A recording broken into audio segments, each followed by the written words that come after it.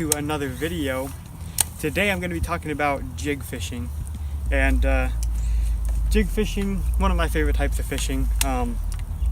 If someone asked me, if someone told me I can only have one lure to fish with for the rest of my life, I would probably say a jig. Just because they're so versatile and you can do anything with them. So we're going to just talk about jig fishing and kind of how I fish a jig. So first off, for the rod, and now depending on the type of jig I'm fishing, most of the time I'm going to be using a heavier rod. If I'm going to be using a smaller jig, more of like a swim jig or more of a finessier type jig with a little bit lighter hook on it, maybe a little lighter weight, 1/4 ounce, 3/8 ounce jig, I'll move down to like a medium heavy rod, like a 7'3" medium heavy, fast action, or sometimes for jigs more moderate action will work, but maybe we'll talk about that in a little bit. But you want something between 7 foot 3 is where I like it, medium heavy, and that's going to cover most of your jigs. That's going to cover anything from like a 1/4 ounce swim jig up to probably a 3/8 or maybe even a 1/2 ounce jig. For the line, I'd recommend for that would be probably about 15-pound fluorocarbon, somewhere in there, 15, 16, 17-pound fluorocarbon. You could go braid if you wanted. The fluorocarbon just helps with the fish, so they won't be able to see your line, won't spook as many fish. But if you got dirtier water or the fish in that lake, maybe they just don't care, you can run braid. I personally almost always run braid unless it's clear water. Most of the places I fish are pretty stained up, so the braided line I feel like I can get away with fishing it. And if it really gets hard to fish, I'm drop down to fluorocarbon. You can also put leaders on your braid, so you can have braid on here, and then say you weren't expecting it, but the lake or the river or whatever you're fishing cleared up, then you can tie a piece of fluorocarbon on there, a couple feet of fluorocarbon. But for the most part, I usually use braid, and then if I need to, put fluorocarbon on it. And so that covers your smaller jigs. Now for your bigger jigs, 3/8, half. This is a 1/2 ounce jig here, but your 3/8, 1/2 ounce jig, 3/4 ounce. Those bigger jigs, maybe even up to a 1 ounce, I'm going to step up to a heavier rod. So the other one was a medium heavy rod. I'll step it up to a 7'3" to 7'6" heavy rod. This is actually a heavy rod, heavy fast action rod, 7'6". I'd go probably with this rod, 7'3" to 7'6", and a heavy action rod. And this rod is going to be for your big flipping style jigs. The big huge jigs like that one there, that's a 1/2 ounce jig. Your big jigs that you're going to be flipping into brush. And right now I've got 50-pound braid on it. Like I said, for the stained water, I like using braid. If you're fishing clear water, 20-pound fluorocarbon, maybe even 25, is what I would go up to. 20 to 25-pound fluorocarbon. And for the reel, I didn't talk about the reel on the last one. Basically the same type, just something that has a good drag, solid drag on it, and has a pretty fast gear ratio. I like a quick gear ratio, even though a lot of times you can be working a jig slow. I like a fast gear ratio so I can get it out there, pitch it at a target, work it, burn it back in, pitch it to another target, work it, burn it back in. It's just easier to just get it back in quicker. You're not in the long run, as you add up the hours of fishing or whatever, it saves you a little bit of time. But really, to me, I don't see a huge difference unless you're like tournament fishing and it really matters a whole lot. Something like 6'3" to 1 and higher, 6'3" to 1 gear ratio to an 8'1" to 1, or as high as you can get. This is Shimano Curado I've got on here. Like I said, 50-pound braid, and this is Shimano Curado 7'2" to 1, so it's kind of in the middle of the gear ratios. It's not your 8'1" to 1 super fast, but it's not your slower 6'5", 6'3" to 1.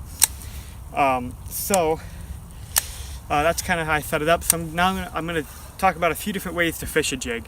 Now the type of jig that I would use if I only had one would be some kind of a pitching or a flipping jig. This is actually a Dirty Jigs get a little closer.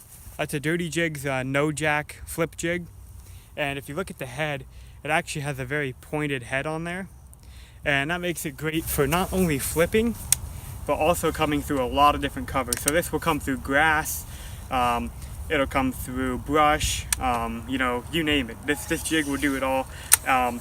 And so with this jig, this is a 1/2 ounce, like I said, most of the time, the most common way to fish a jig is to just flip it. A normal flipping jig like this, you know, just pitch it into cover or actually flip it into cover and let it get in there, shake it, you know, drag it out of that cover. And that's a really good technique. Catches a lot of fish, especially, you know, I mean, you can do that year round. You can pitch it into cover and drag it out year round. You know, if you got colder water, winter time, early spring, drag that jig super slow, let it sit for a while, you know, kind of stop, just let it sit there for a little bit, work it a little bit, let it sit, and really make those long pauses. As the water gets warmed up, you don't even really have to make pauses. I can sit there and just basically keep that jig on the move, just skipping across the bottom, you know, in the summertime, and get those fish to react to it, almost like a reaction bait. You know, like I said, the most common way is to pitch it around, but you can do anything with this. A lot of people don't, especially with a flipping style jig, but a lot of people don't think about swimming their jig on top. You can actually take a jig.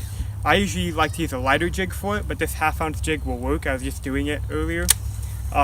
Actually throw this out there, keeping your rod tip up and keeping it on top of the surface, like a, you know, almost like a toad style bait, like you're, like here's a zoom horny toad, right? It's gonna buzz along the surface.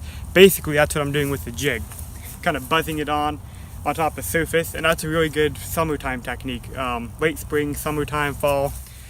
What you want to do with that is when you put a trailer on there, you want to put a trailer that has action. That's a Rage Craw. You could even put like a toad bait on the back of it. You put a zoom horny toad on the back of it. So it's going to give it a lot of kick. So if you reel it across the top of the water, it's going to give it a lot of kick. So it's going to make those bubbles and make commotion on the top of the water. You can also swim this thing in the middle of the water column.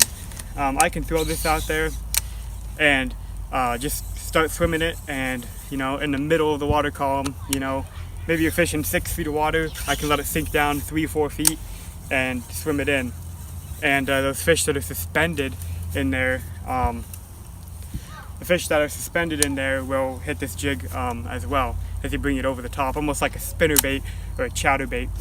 And then lastly, one of my favorite techniques is to just bounce the jig along the bottom. You're basically swimming it, but you're not swimming it in the middle or on the top, you're just swimming it along the bottom. So instead of dragging it on the bottom, I'm going to be, usually depending on the size of the jig and the depth of the water, kind of a slower speed like this, and I'm just going to feel it tick, tick, tick, bouncing along the bottom.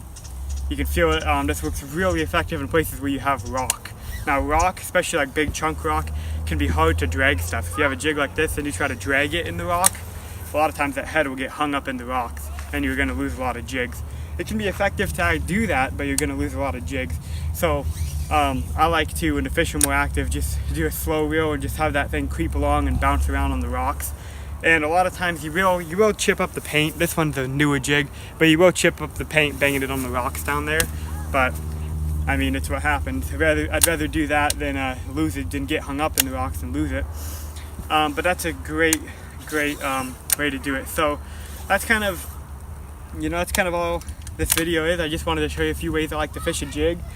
This jig right here is actually one of my favorite jigs. I will put a link down in the description. And with this jig, it's called the no jack flipping jig. I'll put a link in the description, like I said. But that hook, the reason it's a no jack is because that hook on there is a no jack flipping hook. That hook is basically equivalent to a flipping hook. And if you don't know what that is, basically it's a big straight shank, heavy wire hook that's not going to bend out. And that's what this is. It's a hook that you can jack fish on them all day and it's not going to bend out. So I'll take this and throw it in the heaviest of cover on a heavy action rod, and know that I can swing hard with braid and I'm not gonna bend that hook out. Another thing with this is I'm gonna have my drag cranked down. I'm gonna be fishing in that heavy cover with this jig most of the time, and I want to be able to get him out. If I pitch back into bushes and I get bit, I want to set the hook and crank him out, because if you give that fish any room at all, he'll swim right up into those bushes and wrap you around. Same with the grass. You want to rip him out of the grass, you know, he'll get all tangled up and swim through the grass. So crank the drag down.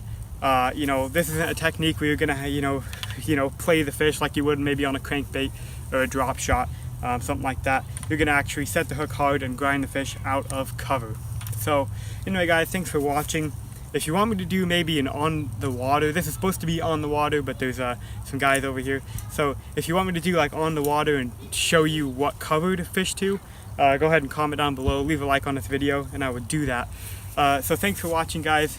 Hope you enjoyed this, and I'll see you in the next video.